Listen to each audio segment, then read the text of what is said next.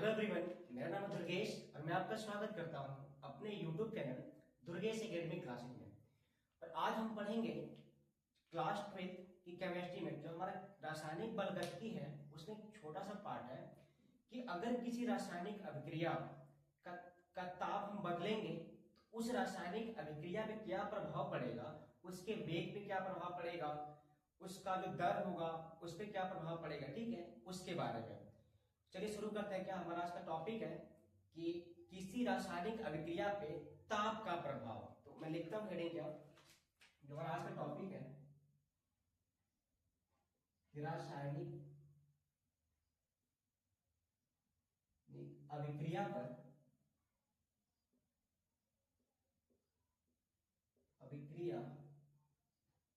पर ताप का प्रभाव,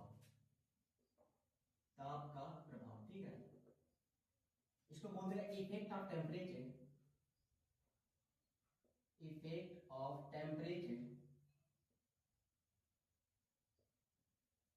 एट अ केमिकल रिएक्शन, ठीक है। मतलब अगर किसी रासायनिक अभिक्रिया का हम ताप बढ़ाएंगे तो क्या प्रभाव पड़ेगा और ताप घटाएंगे तो क्या प्रभाव पड़ेगा। देखिए, जो किसी रासायनिक अभिक्रिया पे जो ताप का प्रभाव पड़ता है, इसका मतलब ये हुआ, देखा जाता है कि जब हम ताप बढ़ाते हैं तो कोई रासायनिक अभिक्रिया जो होती है वो फास्ट हो जाती है, तेज हो जाती है। इसका मतलब ये हुआ कि अगर हम ताप बढ़ाएंगे तो रासायनिक अभिक्रिया का जो वेग होगा वो बढ़ जाएगा, अगर हम ताप घटाएंगे तो उस रासायनिक अभिक्रिया का जो वेग होगा वो घट जाता है। तो चलिए हम लिखते हैं एक लाइन कि क्या, कि ताप बढ़ाने पर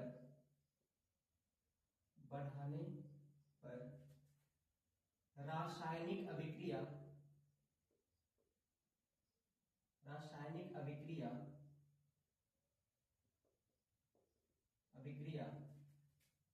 तेज हो जाती है एवं ताप घटाने पर धीमी हो जाती है, ठीक है। इसका मतलब क्या हुआ कि अगर हम ताप बढ़ाएंगे तो अभिक्रिया क्या तेज हो जाएगी, मतलब उसका अभिक्रिया का वेग क्या हो जाएगा, फास्ट हो जाएगा, तेज हो जाएगा। और ताप घटाएंगे तो उसका वेग कम हो जाएगा। मतलब ये हुआ। एक और बात, जो अभिक्रिया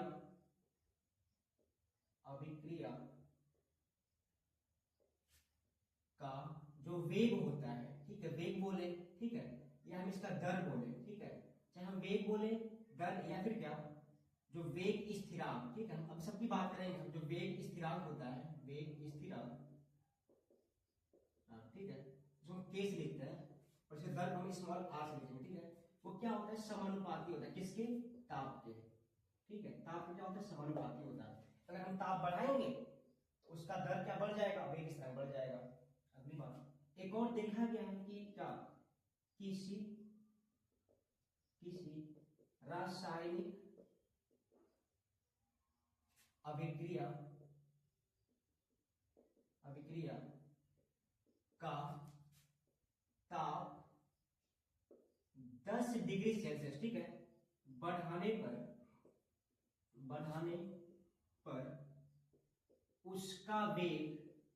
उसका जो वेग होता है, ठीक है, वेग, या फिर क्या, वेग स्थिरांक लगभग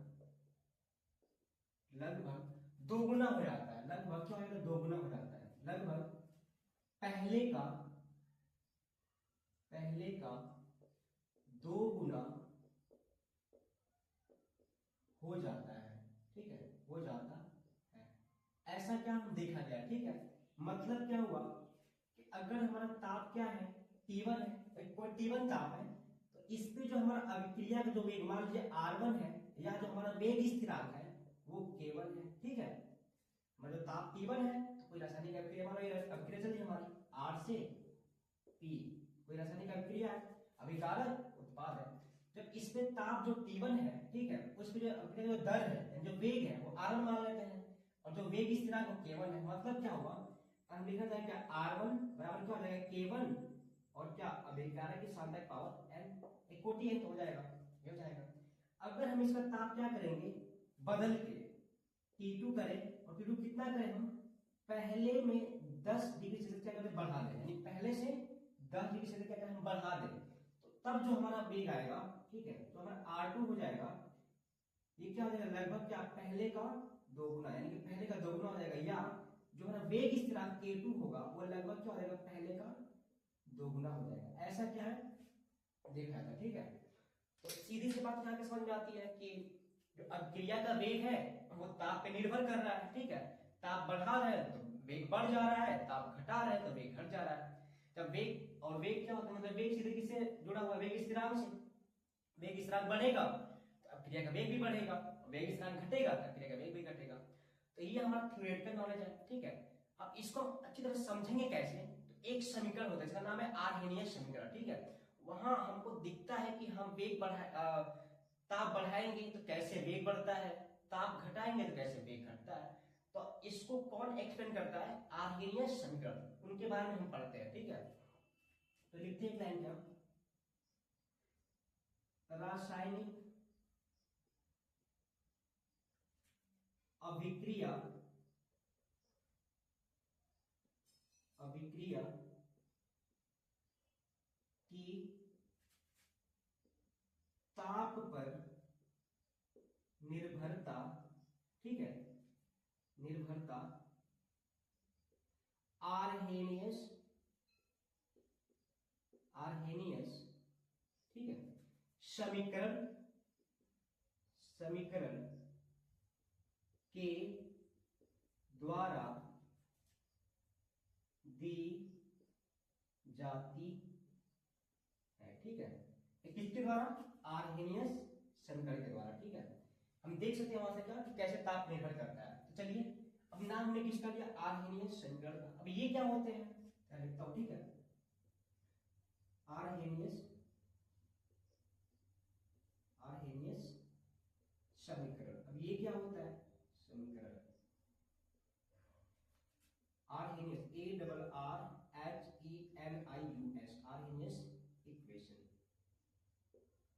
अब ये क्या होते हैं देखिए, ये इक्वेशन मतलब होता क्या है, K बराबर A इंटू E के power minus EA upon R into T। ये हमारा क्या होता है, आर्हेनियस समीकरण होता है, जहां पे हमारा K क्या है, ये होता है वेग स्थिरांक होता है, ठीक है, वेग स्थिरांक। हमारा A क्या है, एक नियतांक है, उसको बोलते हैं क्या, आर्हेनियस गुणांक बोलते हैं,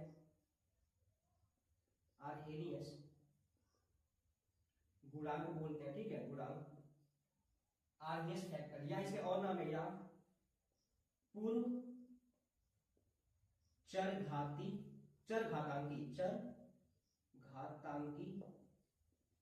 गुणांक भी कहते हैं इसको, ठीक है, गुणांक, प्री एक्सपोनेंशियल फैक्टर कहते हैं, या आवृत्ति गुणांक भी कहते हैं, फ्रीक्वेंसी फैक्टर कहते हैं, ठीक है। ई क्या है हमारा, ई जो हमारा क्या नेचुरल बेस जो लॉग होता है उसका ई होता है, नेचुरल बेस वाला होता है लॉग होता है। टी क्या है, ताप है, क्या है ताप, किसमें लेना हमको, केल्विन में लेना है, केल्विन में, ठीक है, केल्विन में ताप हो जाएगा हमारा। आर क्या है हमारा, एक गैस नियतांक है, गैस नियतांक, ठीक है, नियतांक तो हम लोग पढ़े हैं ना वो पीवी इक्वल टू एनआरटी में, पीवी इक्वल टू एनआरटी जो होता है ना हमारा आइडियल गैस इक्वेशन, आदर्श गैस समीकरण, ये वाला ये आर होता है, ठीक है। पी दाब होता है, वी आयतन होता है, एन मोलों की संख्या होती है, टी ताप होता है, ये आर क्या होता है, ये क्या होता है, गैस नियतांक होता है, ठीक है, ये हो जाएगा हमारा। अब ई ए क्या है, इसको बोलते हैं क्या, सक्रिय ऊर्जा, ठीक, ऊर्जा बोलते हैं। इसको हम क्या बोलते हैं, एक्टिवेशन एनर्जी, क्या बोलते हैं, एक्टिवेशन एनर्जी बोलते हैं, ठीक है, एनर्जी, एक्टिवेशन एनर्जी बोलते हैं, ठीक है। इसको किसमें जूल पर मोल में लेते हैं, ठीक है, इसको जूल पर मोल में लेते हैं, ये हो जाएगा हमारा। इसी को हम क्या कहते हैं, आर्हेनियस समीकरण कहते हैं। अब इसको ध्यान से हम देखते हैं, हमारा वेग स्थिरांक है और यहाँ पे क्या लगा, ये ई माइनस, ठीक है, ये माइनस यहाँ पे लगा था, ई है और टी के बीच में, के और टी के बीच में दिख रहा है क्या यहाँ से, जो वेग स्थिरांक है वो किस पे निर्भर कर रहा है, ताप पे। कैसे हम दिखाएंगे, आर्गुमेंट समीकरण के द्वारा, ऐसे हो जाएगा।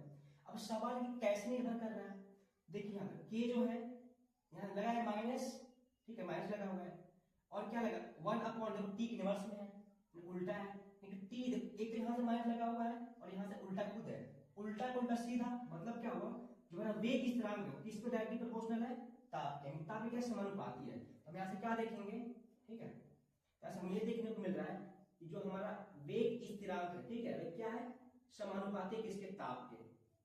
एक ऐसे आर्गेनियस समीकरण से मैं तो उल्टा और एक बराबर टी खुद लिखा है, उल्टा को उल्टा सीधा होता है, समानुपाती है। मतलब क्या हुआ यहाँ से, अगर हम क्या करेंगे, ताप बढ़ा देंगे और ताप बढ़ाएंगे तो समानुपाती है, तो वेग स्थिरांक भी क्या हो जाएगा हमारा, बढ़ जाएगा। हमने पढ़ा है क्या यहाँ से, जो हमारा वेग स्थिरांक है यहाँ से, ठीक है, किस पे निर्भर कर रहा है, वेग किस पे निर्भर कर रहा है, वेग स्थिरांक पे, देखिए यहाँ से, ठीक है। अगर हम ताप बढ़ाएंगे तो वेग स्थिरांक बढ़ जाएगा, जब वेग स्थिरांक बढ़ेगा तो यहाँ से हमारा क्या, वेग भी क्या हो जाएगा, बढ़ जाएगा, यानी प्रक्रिया फास्ट हो जाएगी।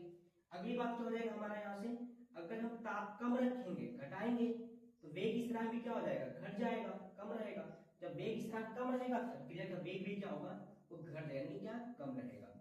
तो हम चाहें सीधे किसी रासायनिक अभिक्रिया पे ताप का क्या प्रभाव पड़ता है, सीधे हम किसे दे सकते हैं, आर्हेनियस समीकरण से, जो कि सामने यहाँ पे लिखा हुआ है। यहाँ कैसे दे सकते हैं, यहाँ जो के हमारा वेग स्थिरांक है वो ताप के समानुपाती दिख रहा है, कैसे दिखाएंगे, यहाँ माइनस लगा हुआ है, मतलब इसका था उल्टा, और यहाँ पे 1/t लिखा हुआ है, इसको देखो ऐसे लिख सकते हैं क्या, थोड़ा इसको और एक्सप्लेन करता हूँ। हमारा क्या लिखा हुआ है यहाँ, ठीक है, यहाँ पे करता हूँ, मट्टी क्या लिखा हुआ, के क्या लिखा हुआ है, के बराबर लिखा हुआ है क्या, ए ई की power minus A upon R into ऐसे लिखा हुआ है। अरेंज करते हैं, के इक्वल टू ए ई के power minus A upon R into 1/t, ठीक है। देखिए ऐसे करके लिख दिया मैं, कि माइनस यहाँ पे लगा हुआ है मतलब उल्टा, और 1/t लिखा हुआ है यहाँ भी उल्टा, उल्टा को उल्टा क्या सीधा होता है, यहाँ से हमको क्या देखने को मिलेगा, सीधा सीधा जो है वेग इस तरह के समानुपाती किसके, ताप के। ये हमने क्या ऐसे दिखा दिया। तो ये था हमारा क्या आज का टॉपिक, कि अगर हम कि किसी रासायनिक अभिक्रिया का ताप पे कैसे निर्भरता होती है, तो ताप पे क्या होता है, समानुपाती होता है। अगर हम ताप बढ़ाएंगे तो अभिक्रिया का वेग स्थिरांक बढ़ेगा, तो अभिक्रिया की दर भी है कि वेग भी बढ़ जाएगा, तेज हो जाएगी अभिक्रिया। अगर ताप घटाएंगे तो अभिक्रिया का वेग क्या हो जाएगा, घट जाएगा। किससे देंगे हम, आर्हेनियस समीकरण से। तो आई थिंक समझ में आया होगा। तो अगर वीडियो समझ में आया तो शेयर करिए, ठीक है, वीडियो को, चैनल को सब्सक्राइब करिए, वीडियो को लाइक भी करिए। धन्यवाद। आगे मिलते हैं क्या नई वीडियो में।